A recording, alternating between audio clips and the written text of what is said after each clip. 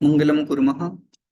ओम सहनाववतु सहनौ भुनक्तु सह वीर्यं करवावहै तेजस्विनावधीतमस्तु मा विद्विषावहै।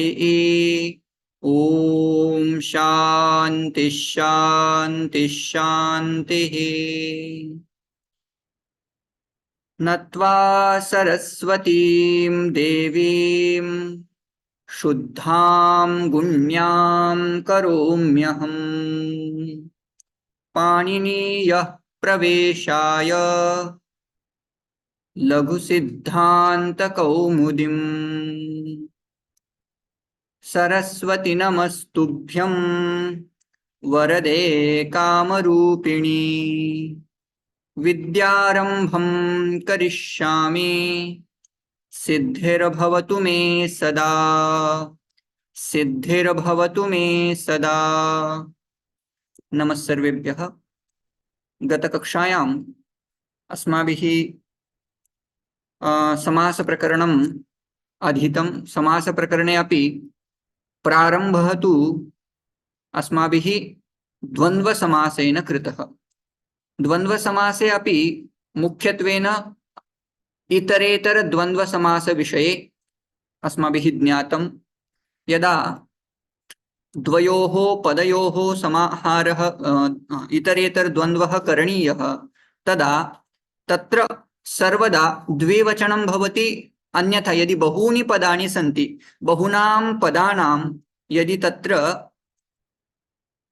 इतरेतर कर्तव्यः चेत् तत्र बहुवचनम् इत्यादिकं भवति। तद्विषये अस्माकं चिन्तनम् अभूत्। तदनन्तरं समाहारद्वन्द्वविषयकाः चत्वारः मुख्यनियमाः मया पाठिताः, यत्र मुख्यत्वेन अस्माकं चिन्तनं साहचर्य उपरि भवेत्। यदि तत्र द्वयोः वस्तुयोः साहचर्यं भवति, वस्तु यथा गूढ तथा तिल एतेषां लड्डुकं निर्मायते खलु अस्माभिः, तद्वत् गूढाश्च अथवा गूढश्च सिंगुलर् अपि शक्यते, तिलाश्च तयोः समाहारे तत्र किं भवति, समाहारे नपुंसकत्वम् एकवचनं च भवति। गूढ तिलम् अथवा तिलगूढम् इति कर्तुं शक्यते। एकः समाहारविषये। द्वितीयः नियमः दृष्टः, यत्र यदि जातवैरम् अस्ति, if there is a jata vaira, if there is a enmity from the birth, then there also samahara dvandva we can do. For example, mushakah and marjarah. Mushaka means rat and marjara means cat, female cat or even masculine. तो दोनों का वैर होने के कारण वहां क्या होगा, समाहार द्वंद्व होगा। समाहार द्वंद्व जब भी करते हैं तब वहां नपुंसकत्व आ जाता है और एकवचनत्व वहां रखते हैं, तो समाहार द्विगु में बन जाएगा मूषक मार्जारम। यदि शरीर का कुछ अवयव दिखाना है, उनका समूह वाचक शब्द कुछ बनाना है, तो हम क्या करते हैं, फिर से समाहार द्वंद्व करते हैं। जैसे कि हस्तौ च पादौ च हस्तपादौ, तो हाथ इन दोनों का समुदाय है और पैर, दो पैर, इनका समाहार द्वंद्व जब करते हैं तो समाहार द्वंद्व में नपुंसकत्वम एकवचनत्वम ये सारा आ जाता है। तो एक शब्द बन जाएगा पाणिपादम। पाणिपादम ओ हो गया तीसरा प्रकार। और एक हमने देखा जहां सूक्ष्म जीव है, जैसे कि युकाश्च लिकाश्च, तो युकालिक्षाः ऐसा न करते हुए समाहार द्वंद्व करके एक वचन वहां आ जाएगा, युकलिक्षम ऐसा बन जाएगा। तो दिस वाज रिगार्डिंग द्वंद्व समास। Then we have studied regarding अव्ययीभाव समास। अव्ययीभाव समास में क्या होता है, पूर्व पदार्थ प्रधान अव्ययीभावः। बहुत सिंपल है, कैसे पहचानेंगे अव्ययीभाव को। तो यदि समस्त पद में आपको पहला वाला पद यदि अव्यय दिख रहा है तो वहां अव्ययीभाव समास होता है। और अव्ययीभाव समास इसका जब भी आपको समस्त पद दिखेगा, समस्त पद हमेशा अव्यय रहेगा। पहला पद तो अव्यय रहता ही रहता है, लेकिन जब उसका समास हो जाता है तो भी वहां अव्ययत्व आ जाता है और वो शब्द चल नहीं पाता। जैसे कि यथामति, you can not decline like यथामति he, यथामति, यथामतयः, no. In all forms, in all numbers it will look same. यथामति, यथाशक्ति, there will not be any विसर्ग etcetera. That was regarding avyabhava samasa, and the main the sutram regarding that was avyam vibhakti sameepa samruddhi vridhyartha bhavatyaya samprati shabda pradurbhava paschad yathanupurvya yoga padya sadrushya sampatti sakalyanta vachaneshu. In this 16 meaning, with these 16 words there would be some avyas, right. For example विभक्ति अर्थ में अधि अव्यय का use किया जाता है। जैसे कि हमें बोलना है आत्म विषयक, तो समस्त पद हो जाता है अध्यात्मम। यदि हमें बोलना है हरि में, हरऊ, इस अर्थ में, तो हम बोलेंगे अधिहरि। सिमिलरली देर आर विभक्ति समीप, समीपार्थक हमने देखा उप शब्द का यूज किया जाता है, जैसे कि रामस्य समीपम उपरामम, हाँ, कृष्णस्य समीपे उपकृष्णम, ये वगैरह अव्यय भाव का भी अच्छे से अभ्यास किया। उसके बाद अव्यय भाव के बाद हमने कल तत्पुरुष का अभ्यास किया। तत्पुरुष में मुख्यत्वे हमने द्वितीया, तृतीया, चतुर्थी, पंचमी, षष्ठी और सप्तमी, इन 6 तत्पुरुष समासों का अच्छी तरह से अभ्यास किया। उसके बाद हम आज देखेंगे कर्मधारय। अभी कल का थोड़ा सा 1-2 मिनट में आवर्तन कर देता हूं। द्वितीय तत्पुरुष समास कैसे पहचानेंगे? यदि आपको उत्तर पद में श्रित, अतीत, पतित, गत, अत्यस्त, प्राप्तापन्न आदि शब्दों में से कोई शब्द मिल रहा है उत्तर पद में, तो दैट इज डेफिनेटली द्वितीय तत्पुरुष समास। तृतीय तत्पुरुष समास किसको बोलते हैं? तो तृतीया में क्या होता है, कुछ ऐसे शब्द जैसे कि पूर्व, सदृश, सम, उन, अर्थ वगैरह वगैरह, ये शब्द यदि उत्तर पद में दिखाई दे रहे हैं तो उनके साथ पहला वाला जो पद आएगा वो तृतीया में आएगा जब विग्रह करेंगे। बेसिकली मासेन पूर्व, मास पूर्व, मातृ सदृश, मात्रा सदृश, मातृ सदृश, यह ऐसा समस्त पद होगा। So similarly you can focus on that particular sutra. Then we have studied चतुर्थी तत्पुरुष समास, जिसके उत्तर पद में तदर्थ मतलब प्रकृति विकृति भाव या कॉज एंड इफेक्ट दिखाई दे रहा है, जैसे कि हिरण्याय कुंडलम, राइट। और यूपदारु, यूपदारु ये प्रसिद्ध उदाहरण है। तो तदर्थ, अर्थ, बलि, हित, सुख, रक्षित ही, ये इनमें से कोई पद आपको यदि उत्तर पद में दिखाई दे रहा है तो उनको क्या बोलेंगे हम? चतुर्थी तत्पुरुष समास बोलेंगे। उसके बाद पंचमी तत्पुरुष बहुत ही सिंपल है। भयवाचक या रक्षावाचक कोई भी शब्द उत्तर पद में है तो उस समास को हम क्या बोलेंगे? पंचमी तत्पुरुष। फॉर एग्जाम्पल व्याघ्र भीति ही, व्याघ्राद भीति ही, व्याघ्र भीति ही, भयम, चोराद भयम, चोर भयम, ये भयवाचक जितने भी शब्द आएंगे उनके साथ पंचमी तत्पुरुष होगा। षष्ठी बहुत सिंपल है। षष्ठी में जहां जहां संबंध दिखाना है, कुछ भी संबंध हो, चाहे पुत्र पौत्र हो, प्रतिपाद्य प्रतिपादक संबंध हो, वहां षष्ठी तत्पुरुष हम यूज करेंगे। जैसे कि राम भक्त, राम भक्त, रामस्य भक्त, राम भक्त, दोनों के बीच में स्वामी भक्त संबंध होने के कारण वहां षष्ठी तत्पुरुष कर सकते हैं। सप्तमी के बारे में एक ही सूत्र था, सप्तमी शौंडई ही। शौंडई मतलब expert. If somebody is expert in doing something, for example शास्त्र निपुणः, शास्त्र पंडितः, यदि वो किसी शास्त्र में प्रवीण है, पंडित है, कुशल है, निपुण है, तो उन कुशल, निपुण आदि शब्दों को यदि आप उत्तर पद में देख रहे हो तो दैट इज डेफिनेटली सप्तमी तत्पुरुष समास। तो यहां तक हमने देखा था। उसके बाद मैंने लास्ट के 2 मिनट में अस्मद और इस्मत शब्द का यूज हम बहुत बार संबंध दिखाने के लिए और समास में, तृतीय समास में करते हैं। तो बेसिकली जब अस्मत् सर्वनाम या युष्मत् सर्वनाम का प्रयोग कर रहे हैं और हमें सिंगुलर दिखाना है, मम गृहम ऐसा मुझे बोलना है, समास करना है उस पद में, तो अस्मत् शब्द विल बी रिप्लेस बाय मत, लाइक मद गृहम, दैट इज समस्त पदम, एंड मम गृहम इज विग्रह। सिमिलरली तव गृहम इट वुड बी त्वद्गृहम, राइट। तो सिंगुलर में अस्मत् सर्वनाम विल बी रिप्लेस्ड बाय मत, और मत आदेश विल बी देयर, एंड युष्मत् शब्द देयर वुड बी त्वत् आदेश, त्वद्गृहम। उसके बारे में मैंने बोला। बहुवचन में तो प्रातिपदिक डायरेक्टली अस्मद युष्मद यूज किया जाएगा। If you don't have any doubts regarding समास इन द सेंस तत्पुरुष, then that's good. If you don't have questions, then I will take up next samas. Shall I? Okay. Yes. Today we are going to learn कर्मधारय समास। कर्मधारय समास की विशेषताएं क्या है? Basically कर्मधारय समास is a part of tatpurusha.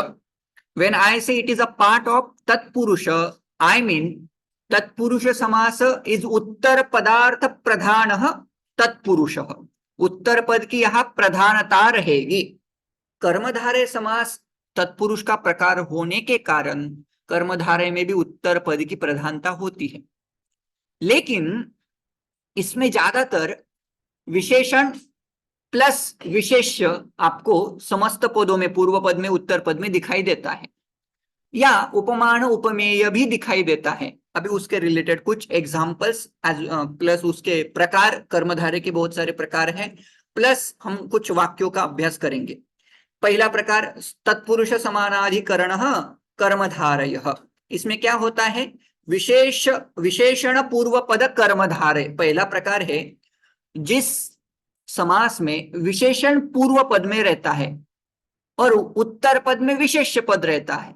अभी विशेष्य and विशेषण, इन दोनों का अंतर क्या है? विशेषण मतलब एडजेक्टिव, विशेष्य मतलब जो पदार्थ डिफाइन किया जा रहा है। फॉर एग्जाम्पल उन्नतः वृक्षः, अभी इन दोनों पदों में से विशेष्य पद क्या है और विशेषण पद क्या है, ये बहुत बार कैसे आपको समझ में आ जाएगा। वृक्ष क्या है? वृक्ष इज बीइंग डिफाइंड, तो इट इज विशेष्य, करेक्ट। और उसको डिफाइन करने के लिए कुछ यूज किया जा रहा है, एडजेक्टिव यूज किया जा रहा है, वो क्या है? उन्नतः, ठीक है ना। तो यहाँ पूर्व पद में आपको विशेषण मिल रहा है, उत्तर पद में आपको विशेष्य पद मिल रहा है, इसलिए इस समास को, इस कर्मधारय समास को हम नाम क्या देंगे? विशेषण पूर्व पद कर्मधारय। जिसके पूर्व पद में विशेषण आता है उस कर्मधारय को विशेषण पूर्व पद कर्मधारय समास बोलते हैं। अभी ये कर्मधारय समास समझते मतलब हमें ऐसा समझना है, इसका विग्रह वाक्य हमें समझना है। जैसे कि जब भी आपको उन्नत वृक्ष ऐसा समस्त पद मिल रहा है, उसका विग्रह कैसे करेंगे? तो विग्रह करने के दो उपाय हुए। पहला उपाय उन्नतः च वृक्षः च, ऐसा एक कॉमन मेथड भी है इसकी, या ज्यादातर फेमस क्या है? उन्नतश्च असौ वृक्षः उन्नत वृक्षः, ये वाली मेथड फेमस मेथड है। तो whenever you find any word समस्त पद कंपाउंड वर्ड which has विशेषण पूर्व पद plus विशेष्य उत्तर पद, then while doing विग्रह वाक्य of that समास it will be उन्नतश्च असौ वृक्षः, like that, ठीक है। और भी विग्रह वाक्य करते समय असौ का प्रयोग तो साधारण प्रयोग है, उसके अलावा तत्सर्वनाम का यूज कर सकते हैं या इदम सर्वनाम का यूज कर सकते हैं। जैसे कि उन्नतः च एषः वृक्षः, ऐसा भी कर सकते हैं, हाँ। अथवा कोई दूसरी वस्तु है, पुष्पम है, उन्नतम सुंदरम च तत् पुष्पम च, अथवा सुंदरम च एतत् पुष्पम च, ऐसा भी कर सकते हैं। अथवा सुंदरम च इदम पुष्पम च, ऐसा भी कर सकते हैं। विग्रह वाक्य में ऐसा चलता है, ठीक है। तो जिसके पूर्व पद में विशेषण पद आ रहा है उस कर्मधारय को हम नाम देंगे विशेषण पूर्व पद कर्मधारय। अभी कर्मधारय के नीलम उत्पलम, करेक्ट, अनदर एग्जांपल ऑफ विशेषण पूर्व पद, ठीक है। वहां उपमान उपमेय भी होता है। अभी इसके पहले कुछ यस. Yes sir. सर हे जो कमलानयना हा जो शब्द आहे ह्याचा पण विशेषण म्हणजे कर्मधारय समास होऊ शकेल का? कमलनयन म्हणजे कमळासारखे नयन, तर विशेषण. दॅट इज नॉट कर्मधारय. Okay. Why it is not? Because if you are defining a person, hmm. that time it is going to become Bahuvrihi Samas. And if you want to make the Karmadhara of that by using those padas like a Neel, what you said, Kamala Nayana. Nayana Shabda, it is not in Pullinga. It is in neuter gender. Yes. नपुंसकलिंग. तो कमलम नयनम, कमलम इव नयनम ऐसा समास होगा तो कमल नयनम ऐसा समस्त पद बनेगा और वो कर्मधारय कहलाएगा. Okay. If you are saying कमल नयन, देन कमले इव नेत्रे अथवा नयने यस्य सह, अन्य पद प्रधान होने के कारण उसको बहुरी कहा जाएगा. ठीक है, will take up that topic बहुरी टुमारो इन टुमारो. ओके. तो बेसिकली इस कर्मधारय के इतने सारे प्रकार हम देखने वाले हैं, जैसे कि विशेषण पूर्व पद कर्मधारय. प्रश्न पूछूं? हाँ जी, पूछिए. शरद ज्योत्स्ना.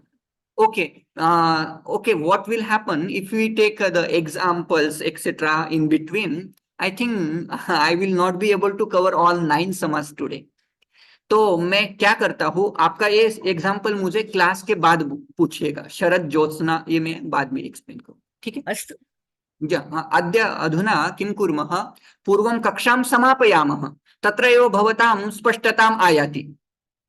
भवद्भिः तत्र एव स्पष्टतां प्राप्स्यन्ति इति अहं मन्यामहे. मन्ये अहं. चेत् पश्यामः, अनन्तरं पश्यामः तत् पुनः अभ्यासं कुर्मः तेषां पुनः. तो विशेषण पूर्व पद, विशेषण पूर्व पद, इसमें हमेशा विशेषण जो विशेषणवाचक शब्द रहेगा वो पूर्व पद में यदि दिखाई दे रहा है तो उस समास को हम नाम दे देंगे विशेषण पूर्व पद कर्मधारय. तो adjective will be in first पद. फॉर एग्जांपल नील मेघ, तो बन जाएगा नील मेघ. दीर्घ रज्जु, दीर्घा रज्जु, दीर्घ रज्जु. उन्नत वृक्ष, उन्नत वृक्ष. इनके पहले पद में क्या था? विशेषण था, इसलिए उनको क्या बोलेंगे हम? विशेषण पूर्व पद कर्मधारय. दूसरा समास का भेद है.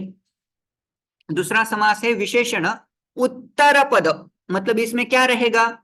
ऑब्वियस है कि विशेषण एडजेक्टिव जो है वो सेकेंड पद में, इन द सेंस उत्तर पद में रहेगा. फॉर एग्जांपल वैयाकरण ख सूचि, द रेयर एग्जांपल्स ऑफ विशेषण उत्तर पद. So that is how I have made those two समास इनटू रेड. ठीक है. तो इसका अर्थ बता देता हूं. वैयाकरण क सूची ही ऐसा शब्द तब प्रयोग किया जाता है जो जब व्यक्ति को ऐसा लगता है कि अरे बाबा मैंने तो ये पढ़ा था, लेकिन यदि किसी ने प्रश्न पूछा तो वो पर्टिकुलर याद नहीं आता. जो भी पढ़ा है, जो भी वो पूछ रहा है, वो टॉपिक याद नहीं आता. तो ऐसा वो दिखाता है कि अरे मुझे सब याद है लेकिन फिलहाल मुझे याद नहीं. तो वो ऊपर देखने लगता है, आकाश के ऊपर देखने लगता है. तो ऐसा मतलब ऐसा लगता है सामने वालों को, अरे बाबा इसको बहुत सारा याद है लेकिन अभी इसको याद नहीं आ रहा है. तब जाकर के इस शब्द का प्रयोग किया जाता है वैयाकरण ख सूचि ही. मतलब जिसको कभी प्रश्न पूछा जाए तब जाकर के उसको अपेक्षित समय पे उत्तर नहीं आता, उसको वैयाकरण ख सूचि बोलते हैं. ठीक है. ये हो गया विशेषण उत्तर पद का एक एग्जाम्पल. वैसे एक दो और भी एग्जाम्पल शास्त्रों में फेमस है, जैसे कि मीमांसका पूर्व रुट, ऐसा एक शब्द आता है, वो मैं बाद में बताऊं. अगला प्रकार वही रहेगा. तीसरा पद है, तीसरा समास का इसका प्रकार है विशेषण उभय पद. विशेषण उभय पद, इसमें क्या होता है? दोनों पदों में, पूर्व पद में भी उत्तर पद में भी क्या होता है? विशेषण होता है, एडजेक्टिव होता है. उदाहरण क्या है? शीतम च, उष्णम च, शीतोष्णम, है ना. शीत प्लस उष्ण, शीतोष्ण. वैसे कृतम च, अकृतम च, कृताकृतम, सत्यम च, असत्यम च, महोदय, नील लोहितम. नील लोहितम. नील लोहितम, करेक्ट. नीलंच लोहितंच नील लोहितम. ओके, तो ये हो गया विशेषण उभय पद। उसके बाद आता है उपमान पूर्व पद। उपमान मतलब सिमिली, जहां सिमिली दिखाई देवे, जैसे कि मेघ इव श्याम, यदि किसी को डिफाइन करना है, वो श्याम है, वो कृष्ण वर्णीय है, किसके समान सिमिली दी जाती है? क्लाउड की। वो क्लाउड के समान, मेघ के समान, ढगा सारखा तो कसा आहे? काळा आहे। ठीक है ना? तो यदि पूर्व पद में, मैंने बताया कि प्रश्न हम लास्ट में लेंगे, आप डाउट लिख के रखिएगा, मैं लास्ट में एक्सप्लेन करूंगा। ओके, हाँ। उपमान, उपमान मतलब सिमिली। सिमिली यदि पूर्व पद में है, जैसे कि मेघ इव, यहां इव शब्द से फिर से मेघ के साथ सिमिलैरिटी दिखाई जा रही है, तो उस समास को हम क्या कहेंगे? उपमान पूर्व पद कर्मधारय। उपमान पूर्व पद कर्मधारय, मेघश्याम। सिमिलरली अनदर एग्जांपल, कुसुम कोमलम, कुसुमम इव कोमलम, है ना? कैसी चीज है? कुसुम के समान कोमल है, हृदयम वगैरह। ये हो गया उपमान पूर्व पद। पांचवा प्रकार होता है उपमान उत्तर पद, मतलब जिसके उत्तर पद में उपमान रहता है, जैसे कि नरह व्याघ्र इव। नरह, नर को डिफाइन किया जा रहा है, और कैसा है वो नर? उसके लिए उपमा दी जा रही है व्याघ्र इव, वाघ के समान अथवा व्याघ्र के समान, tiger, like a tiger, a person like a tiger. Similarly नर व्याघ्र, नर सिंह, ऐसा, अथवा मुख पद्मम, मुखम पद्मम इव, है ना? तो इन दोनों को समझ लेना है। इव शब्द का प्रयोग हो रहा है यदि पूर्व पद में सिमिलैरिटी, पूर्व पद यदि उपमानवाचक है, मेघ, जैसे कि मेघ श्याम, ये शब्द देखा, यदि यदि पूर्व पद उपमान है तो वह उपमान पूर्व पद, वो समास उपमान पूर्व पद कहलाएगा। यदि उत्तर पद में उपमान है तो उपमान उत्तर पद कहलाएगा। अवधारणा पूर्व पद। अवधारणा मतलब यहाँ you know the some concept is explain. For example, विद्या एव धनम, यहाँ एव शब्द का जिस जिस समास में आप एव शब्द का प्रयोग कर रहे हैं, उस समास को बोलते हैं अवधारणा पूर्व पद। विद्या एव, विद्या ही धन है, तो पूर्व पद में विद्या धन को डिफाइन कर रहे हैं कि विद्या एव धन, है ना? तो वैसे ही गुरु एव देवः, गुरुदेवः, तपः एव धनम, तपोधनम, इसको हम बोलेंगे अवधारणा पूर्व पद। उसके बाद आता है संभावना पूर्व पद। इसमें क्या होता है? अजम्पशंस होता है, अजम्पशन। जैसे कि यदि मुझे आम्र वृक्ष डिफाइन करना है तो मैं बोलूंगा आम्रः इति वृक्षः, तो वहां इति पद का प्रयोग किया जाता है। अयोध्या नगरी, इसको डिफाइन करना है तो मैं बोलूंगा अयोध्या इति नगरी। बस, इसका ज्यादा इतना प्रयोग नहीं होता, लेकिन जहां जहां एग्जाम्पल मिलते हैं तो हम वहां अप्लाई कर सकते। द्वारका नगरी, द्वारका इति नगरी, द्वारका नगरी।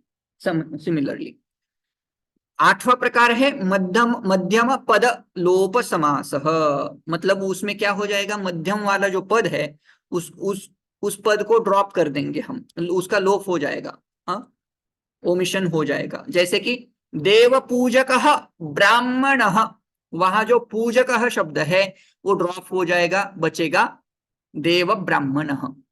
सिमिलरली द्विशतम, द्विशतम मतलब क्या? द्वि अधिकम शतम, द्विशतम, अधिक पद का लोप हो गया। वैसे ही द्वा अधिक, द्वौ अधिक दशः, अथवा दशम करना है तो द्वादशः, ऐसा कर सकते हैं, द्वादशम वगैरह कर सकते हैं। और मयूर वंशक आदि एक प्रकार है जिसका ज्यादातर उपयोग नहीं है, लेकिन एक उदाहरण आप याद रख सकते हो, अन्यः देशः देशांतरम। ठीक है, अभी मैं one I will define. First we will take up the topic of विशेषण पूर्व पद कर्मधारयः। स्ट्रक्चर हमें समझ लेना है। पूर्व पद यदि विशेषण, पूर्व पद में यदि विशेषण आ रहा है, उत्तर पद में यदि विशेष्य पद है, तो इस प्रकार को, इस कर्मधारय के प्रकार को हम क्या बोलेंगे?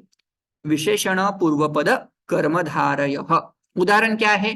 दीर्घलता, अभी जहां जहां आप उदाहरण देखेंगे वहां आपको प्रैक्टिस करनी है विग्रह करने की। तो विग्रह क्या बनेगा? दीर्घा च असौ लता च दीर्घलता। सिमिलरली श्वेत कमलम, इसका क्या बनेगा? श्वेतम च तत् अथवा एतत् अथवा इदम कमलम। कोई भी, आइदर यू कैन यूज तत्, आइदर यू कैन यूज एतत्, आइदर यू कैन यूज अदह, आइदर यू कैन यूज इदम। Whatever you find simple for you, you can use that. Similarly नीलोत्पलम का क्या होगा? Now you can speak. नीलोत्पलम।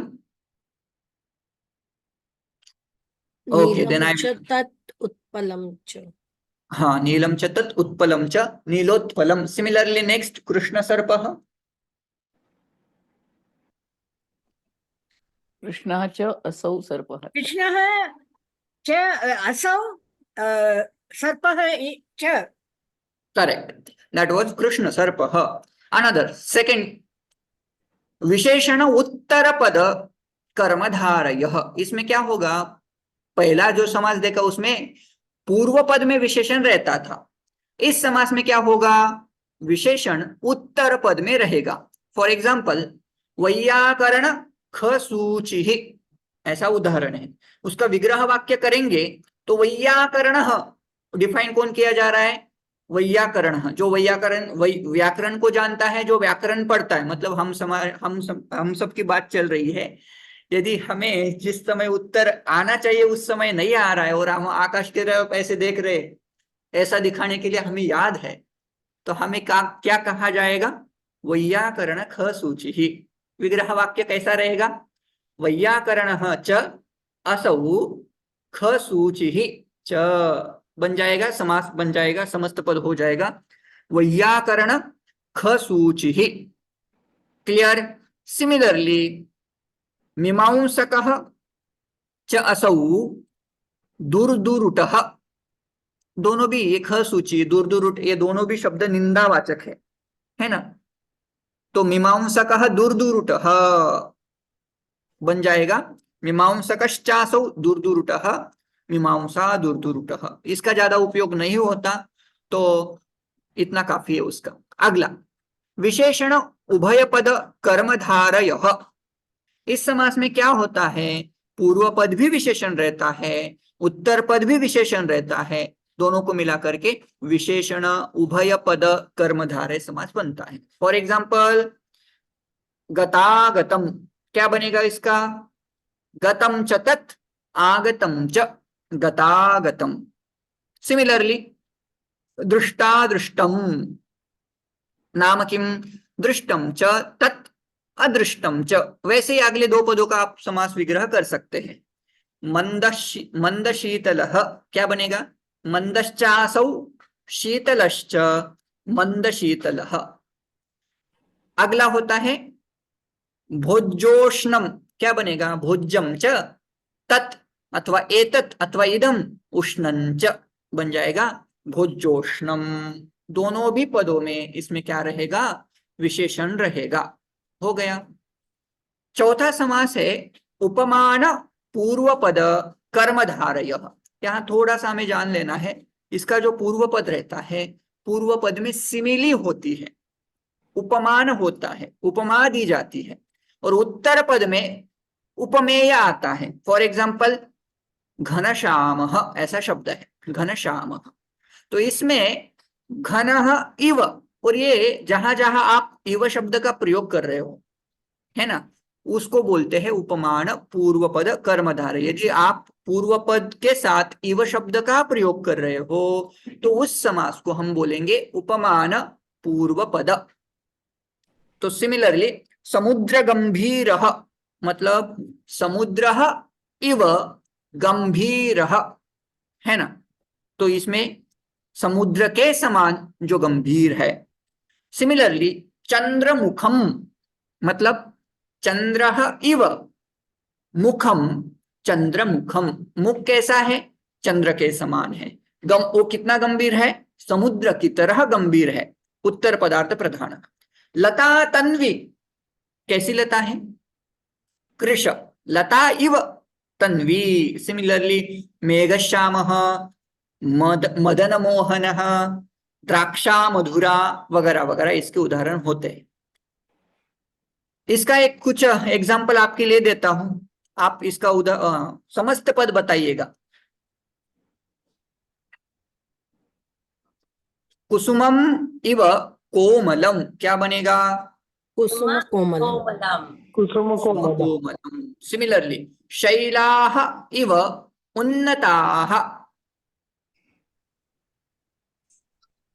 शैलोन्नता शैलोन्नताः। शैलोन्नता। शैलोन्नता हाँ, यहाँ क्या होता है, जब जब हम समास करते हैं ना, समास में हम प्रातिपदिक पिकअप करेंगे, वी विल टेक अप और पिकअप द प्रातिपदिकम। सो शैल इज अ प्रातिपदिकम एंड उन्नत इज अनदर प्रातिपदिकम. So we will take up both प्रातिपदिकम, and if there is a possibility of doing sandhi, we will do sandhi, because there is a rule संहिता एक पदे नित्या नित्या धातुपसर्गयोः नित्या समासे. If there is a possibility while making a samasta pada, then definitely we have to do sandhi in between. तो शैल आकारांत शब्द है, उन्नत ये स्वरादि शब्द है, उ है, तो दोनों स्वरों के बीच में संधि हो जाएगी. अ प्लस उ आद गुणः, इस सूत्र से वहां क्या बन जाएगा? गुणादेश हो जाएगा, तो बन जाएगा शैलोन्नताः, ऐसा बन जाएगा. सिमिलरली नेक्स्ट हिमशीतम. हिमा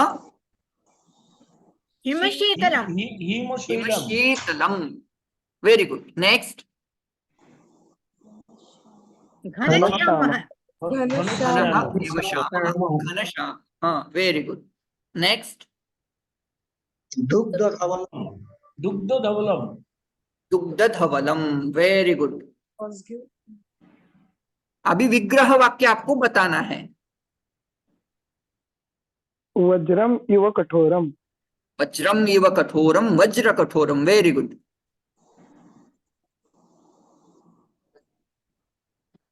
कुन्दः इति इव धवलाः. कुन्दाः इव धवलाः, कुन्दधवलाः. नेक्स्ट चंद्र इव मुखो मुखम. चंद्रमिव चंद्र इव मुखम. चंद्र इव चंद्रः इव मुखम.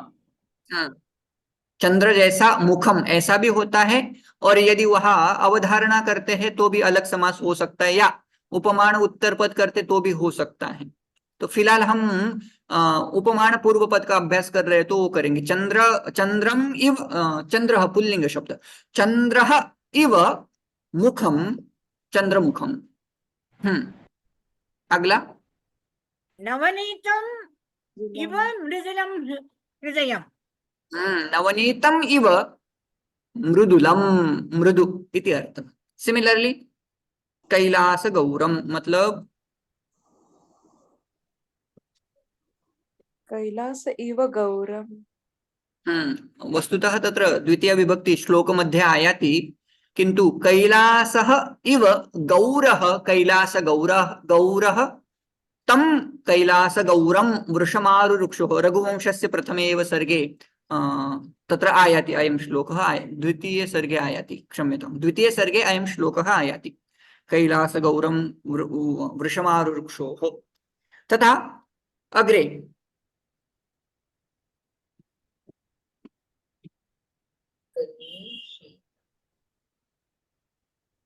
कुशाग्रः इव निशिता मतिः. कुशाग्रम इति भवेत्.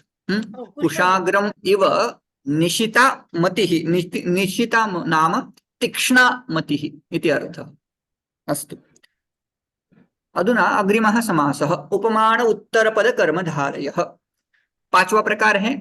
इसमें क्या होता है, नाम से ही पता चल जाता है. उपमान उत्तर पद कर्मधारय मतलब क्या, जिसके उत्तर पद में क्या होता है, उपमान होता है. एग्जाम्पल से आपको समझ में आ जाएगा. इसका स्ट्रक्चर पूर्व पद उपमेय रहता है और दूसरा पद उपमान रहता है, उपमानवाचक रहता है. फॉर एग्जाम्पल पुरुष व्याघ्रः, यहाँ क्या होता है, पुरुषः व्याघ्रः इव. इव शब्द व्याघ्र उत्तर पद के साथ आप जोड़ेंगे. पुरुषः व्याघ्रः इव. सिमिलरली अग्रिमम नृसिंह, इसका क्या होगा? नृ शब्द डायरेक्टली आप if you want to decline that नृ शब्द, द फर्स्ट द प्रथमा विभक्ति एकवचनम वुड बी ना इति. सो ना सिंहः इव, अथवा यू कैन इवन मेक नरः सिंहः इव, नरसिंहः, ऐसा भी बना सकते हो जी. नेक्स्ट. करः पल्लवमिव करः पल्लवम् इव इति. तत्र कोमलता अनेन प्रकारेण उच्यते. अग्रे. सिद्धान्तः कौमुदी इव। जब हम बोलते हैं हम लघु सिद्धांत कौमुदी पढ़ रहे हैं, तो सिद्धांत लघु में आए हुए सिद्धांत, सिद्धांत कौमुदी में आए हुए सिद्धांत कैसे होते हैं? सिद्धान्तो कौमुदी इव कौमुदीमिव। हाँ, तो जो व्यक्ति जितना रममान कौमुदी को देख के होता है, जितनी शीतलता उसको कौमुदी देख करके होती है, उतनी ही शीतलता लघु सिद्धांत पढ़ने से मिलती है कि नहीं? हाँ जी। जी, कुछ पूछना था? नहीं ना? ओके. इसके कुछ एग्जाम्पल आपके अभ्यास के लिए रखे हैं. एक एक उदाहरण आप बताइए. नरः व्याघ्रः इव, समस्त पदम किम? नरव्यग्रह। नरव्याघ्रः. पुरुषसिंहः. पुरुष सिंहः पुरुषसिंहः एक पदम. अग्रे. मुखपदम् पद्मम्। मुखम पद्मम इव मुखपद्मम. चरणकमलम. चरणं कमलम् इव। चरणं कमलम् इव. चरणम इति अपि वक्तुं न शक्य, चरणः अथवा चरणौ इति वक्तव्यम्. चरणः कमलम् इव अथवा चरणौ कमलम् इव. ओके. नेक्स्ट. सर अगर कमलम चरणौ कमलम इव करेंगे तो कमलम एक वचन में ही रखेंगे, चरण का द्विवचन करने के बाद. ना ना ना ना, कमल शब्द से यहाँ कोमलता डिफाइन की जा रही है. तो उत्तर पद में यदि आपको कमलम नपुंसकत्व दिख रहा है, तो यू कैन नॉट मेक चरण कमलौ, यू हैव टू से चरण कमलम. ठीक है. कपि कुंजरम, यहाँ कुंजर शब्द का अर्थ हाथी ऐसा न लेते हुए श्रेष्ठत्व ऐसा लेते हैं. श्रेष्ठ, कपि ही श्रेष्ठ इव, कुंजरः इव ऐसा बोलते हैं. निर्णयः सिन्धुः इव गभीरः गंभीरः इति. तथैव तनु लता इव, तनु नाम कृशा, लता इव कृशा इति अर्थः. ओके. तर इव आहे तर एक विचारू का? हाँ. इवला ऍक्च्युली सदृश योग तृतीय विभक्ती नाही लागणार का? न न न न, अत्र नास्ति, कर्मधारे तथा नास्ति. ओके. उपमान उत्तरपद कर्मधारयः तेषाम् उदाहरणानि अत्र निर्मातव्यानि. मया पदानि स्थापितानि. I have put some nouns in front of you. By using Raja, by using Simha, you have to form a samasta pada. राजसिंहः. राजसिंहः. नेक्स्ट.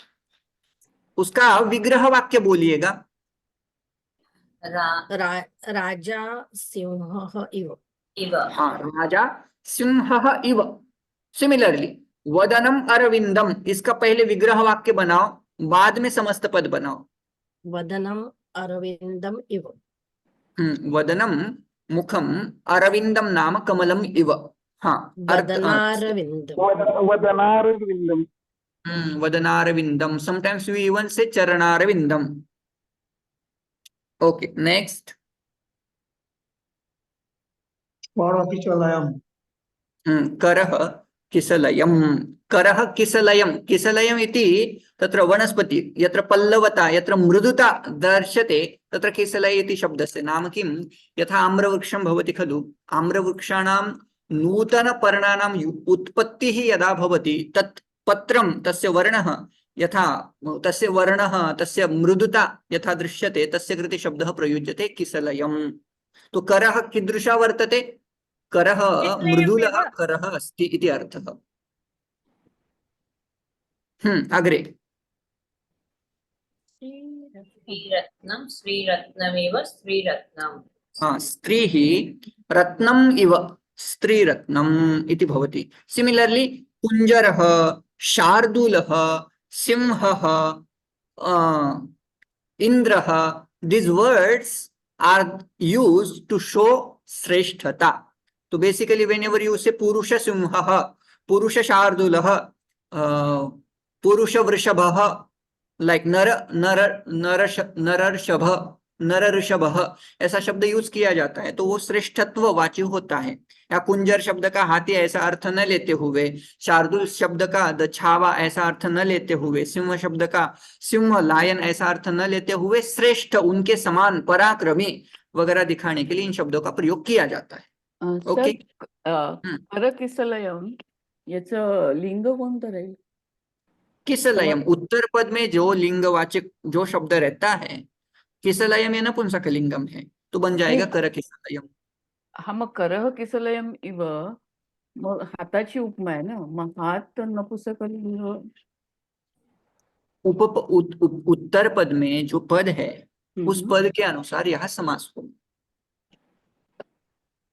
ओके, वाक्य कसं म्हणजे वाक्यामध्ये आपण कसं वापरू मग त्याला, कारण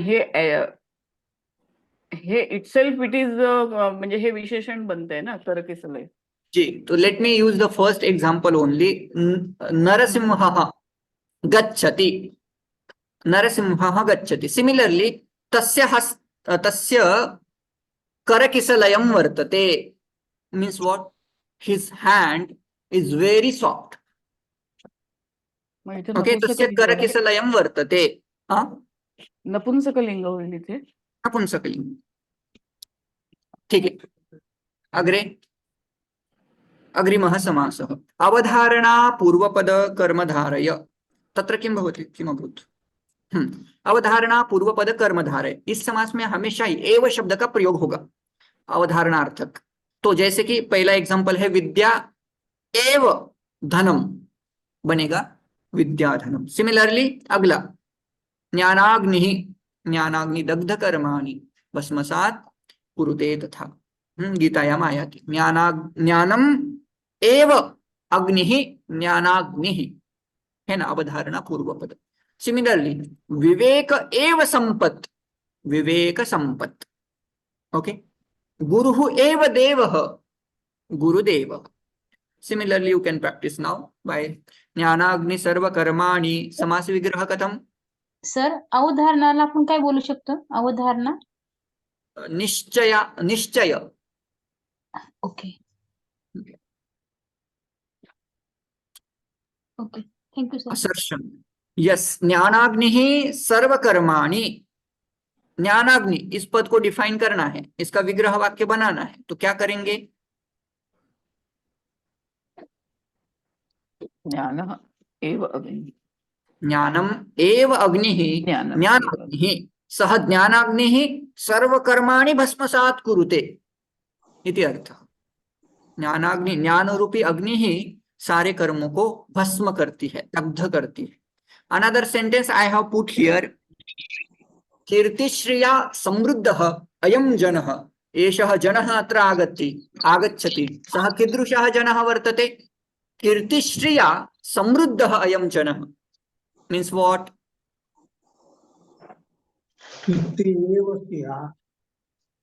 कीर्तिः एव श्रीः, श्रीः कीर्तिश्रीः, तया कीर्तिश्रिया समृद्धः।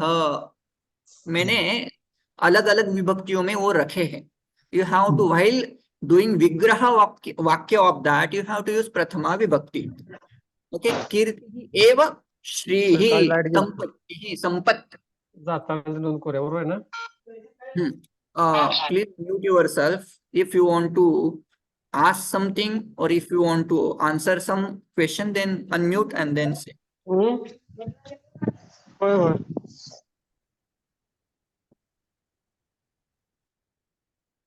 अगला अगला एग्जाम्पल। वाक् एव बाणः तैः। वाक् एव बाणः वाग्बाणः तैः वाग्बाणैः मा प्रहर। Don't use harsh words. वाग्बाणैः मा प्रहर, isn't it? अवनितलं पुनरवतीर्णा स्यात् संस्कृत गंगा धारा। संस्कृत भारती वाले लोग जानते हैं इस कहानी को, है ना? तो हाँ जी, हाँ जी। बोलिए, इनका विग्रह वाक्य बोलिए। अवनि एव तलम। ना, मैं जो हाईलाइटेड नहीं किया नहीं है नहीं वो नहीं, ऐसा नहीं। हाँ, संस्कृतम एव एव गंगाधारा। गंगाधारा। संस्कृतम एव गंगा, संस्कृत गंगाधारा। कथम अहम दारिद्र्य नरकात् मुक्तिम प्राप्नुयाम। क्या होगा इसका विग्रह? दारिद्र्यम् एव नरकं तस्मात्। दारिद्र्यम एव नरकः, दारिद्र्य नरकः, तस्मात् नरकात् दारिद्र्य नरकात्। सर सब लोग एव एव क्यों बोल रहे हैं? वो इव इव है ना? ना, हम अवधारणा में है अभी, हमने उपमान छोड़ दिया। ये पांचवा समास अवधारणा चल रहा है ना? सर मुझे समझ में सिक्स छठा है सर, ये सिक्स है। अच्छा छठा, सॉरी, छठे में है हम। अवधारणा ये समास हम पढ़ रहे, अवधारणा पूर्व पद कर्मधारे पढ़ रहे। तो अवधारणा शब्द के स्थान पे इससे क्या प्रतीत होता है ये नहीं समझ में। भैया तुम्हाला ग्राउंडवर खेळायला सांगितलंय आणि सगळे इथे प्रॅक्टिस करत बसतायत. सबको एक बार विनंती है, म्यूट करिएगा अपने आप। முதல்ல हाँ? வந்து இவ்வளவு குண்டு குண்டா பண்ணாங்க. काय ते அப்புறம் நான் தான் இப்ப பண்றேன். பண்ணி என்ன होय की சிக்கन पण உங்களுக்கு. कुठलाही व्यायाम वगैरे असतो ते ग्राउंडवर खेळत असतो ना, कॉलेजमध्ये करा असतो सांग बघूया. जावा तिकडे क्षम्यताम. अस्तु। किम किम प्रचलति अस्माकं। ठीक है, तो बेसिकली ये देखो, ये वाला जो चार्ट है ये आपके सामने रखिएगा। अवधारणा शब्द का अर्थ होता है निश्चय। यदि निश्चयात पूर्वक कुछ, निश्चय पूर्वक यदि कुछ बोलना है तो उस शब्द के साथ हम एव शब्द का प्रयोग करते हैं। जैसे कि इसका एक एग्जाम्पल, हर एक का एक एक एग्जाम्पल आप याद रखिएगा। जैसे कि विद्याधन ऐसा शब्द प्रयुक्त हो रहा है वाक्य में, तो उसका विग्रह करते समय हम किसको डिफाइन कर रहे हैं, किसको हम धन बोल रहे हैं, तो हमारे लिए विद्या ही धन है। तो ऐसा यदि एववाचक शब्द यूज करना है तो हम एव मतलब ही, मराठी में हम च ज्याला म्हणतो, किंवा हिंदी में डैश डैश ही, विद्या ही, ऐसा कुछ डिफाइन करना है तो हम एव शब्द का प्रयोग करते हैं। तो now we are in 6th one. हाँ, we have to finish 7th, 8th and 9th one. Okay, इसके एक दो एग्जाम्पल हमने देखे। एक दो फिर से, मुखचंद्र, अविद्यातमः, मुखचंद्रः, ये करिएगा। मुखः, मुखम एव, इव एव इव इव चंद्रः। अवधारणा यदि देखो, दोनों में अंतर क्या होगा। यदि आपको उपमा देनी है मुखम तो एव चंद्रः शब्द का एव। प्रयोग करिए। हाँ हाँ। यदि आपको अरे एव नहीं, चंद्रः। उसका मुख ही चंद्र है, ऐसे भी डिफाइन करते हैं बहुत सारे कवि लोग। अरे अरे उनका मुख ही कमल है बाबा, ऐसा बोलते हैं। उनका मुख ही चंद्र है, ऐसा भी बोलने वाले लोग हैं। ऐसा होता नहीं वस्तुतः, लेकिन डिफाइन करने के लिए क्या जाता है। अविद्यातमः मतलब क्या? अविद्या एव तमः। हाँ, तमः नाम अंधकारः, अविद्यातमः। पादपद्मम्, पादौ एव पद्मम्। पादौ एव पद्मम्। अभी इसका आप उपमान उत्तर पद भी कर सकते हैं। पादः पद्मम इव, ऐसा भी हो सकता है, लेकिन इट डिपेंड्स अपॉन विवक्षा। I can not do anything regarding this. If I want to define, अरे उसके पैर ही पद्म है, तो आई विल से पादः एव पद्मः। इफ आई वांट टू से हर फीट और her foot is like Kamalam, like और इंडीड, इसमें अंतर होता है। तो इट डिपेंड्स अपॉन कर्तृविवक्ष. मुखकमलम, मुखम एव कमलम, मुखकमलम. तपोधनम, तपः एव धनम, तपोधनम. ओके, सो दिस इज अवधारणा. संभावना, इसमें इति शब्द का प्रयोग किया जाता है. कुछ भी ऑब्जेक्ट डिफाइन करना है तो वहां कॉमन नाउन या जो भी कुछ है उसको डिफाइन करने के लिए इति इति इति ऐसा शब्द बीच में रखा जाता है. ज्यादा यूज नहीं होता इस समास का, लेकिन you can use like Ganga नदी, गंगा इति नदी, गंगा नदी, उसको बोलेंगे संभावना पूर्व पद कर्मधारय. वैसे ही अयोध्या नगरी, अयोध्या इति नगरी, अयोध्या नगरी. आम्र वृक्ष, आम्रः इति वृक्षः, आम्र वृक्ष. हिमालय पर्वत, भारत देश, देवता बुद्धि, सात्विक बुद्धि, वगैरह वगैरह. जो भी आपको डिफाइन करना है इति शब्द का यूज करके आप कर सकते हैं. अभी हमारा समय बहुत कम है, so I will try to move fast. मध्यम पद लोपी समास है, इसमें मध्यम पद का लोप हो जाता है. जैसे कि इसका फेमस एग्जांपल आता है शाक पार्थिवः. मतलब क्या? शाक प्रिय पार्थिवः, जिसको सब्जी बहुत पसंद है. अभी वो प्रिय शब्द का लोप हो जाएगा और बचेगा शाक पार्थिवः. ओके, शाक पार्थिवः. सिमिलरली इसका कुछ अभ्यास करते हैं. देव ब्राह्मणः, देव पूजकः ब्राह्मणः, देव ब्राह्मणः. सिंहासनम, सिंहासनम मतलब क्या? सिंहस्य आसनम तु षष्ठी तत्पुरुष तु न भवति. और दूसरा भी कोई समास नहीं हो सकता है. सिंह एव आसनम ऐसा हो सकता है, लेकिन कॉन्टेक्स्ट समझना है. यहाँ राजा जिसके ऊपर बैठता है उसको भी सिंहासन बोला जाता है. तो बेसिकली वहां सिंह नहीं रहता, तो सिंह एव आसनम ऐसा नहीं बोल सकते, अवधारणा नहीं कर सकते. तो उसके लिए स्वतंत्र मध्यम पदलोपी कर दिया कि सिंह चिन्हितम आसनम सिंहासनम. सिंह का चिन्ह जिसके ऊपर विद्यमान है उस आसन को हम क्या बोलेंगे? सिंहासनम बोलेंगे.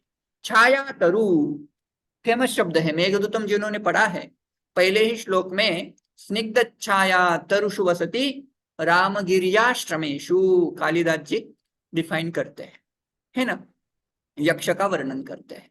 तो छाया तरुः मतलब क्या? छाया प्रधान तरुः, छाया तरुः. प्रधान शब्द का लोप हो गया, इसलिए उसको क्या बोलेंगे? मध्यम पदलोपी समास को.